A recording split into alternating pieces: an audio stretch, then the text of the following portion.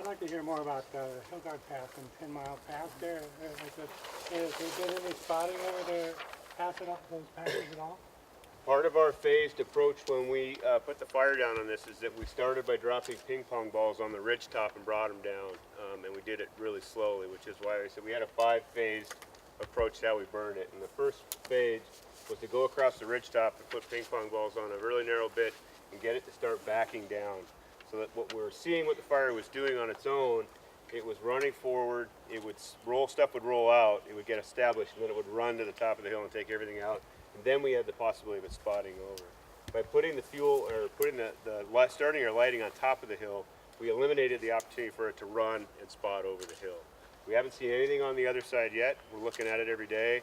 We're trying to get up and fly today, but it's been too smoky to get in there. But part of what we're doing now that we've got your neck of the woods looking pretty good. We've got this looking really good. This is sitting where we want it to be. This is sitting where we want it to be. This is done.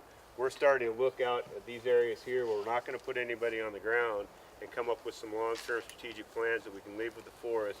And if this does start to move and do something, there'll be some trigger points in there that makes them go and act to do something.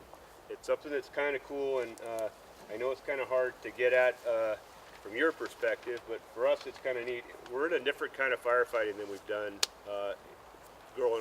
for me growing up in the fire program, when we used to go out there and pound around and go around this entire thing and put a lot of people in danger.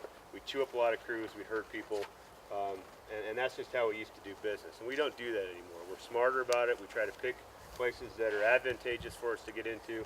We do things like here where we've used this big rocky drainage.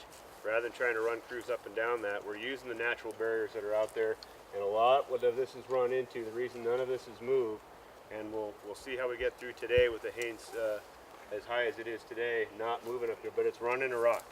It runs straight up into that high country and just runs out of trees. So it's a different way of fighting fire. It's taken time for a lot of people to kind of get used to it, but in the end, I think we're doing it smarter than we have in the past. But that's what we're keeping an eye on that up there, and we're developing our plans for that also.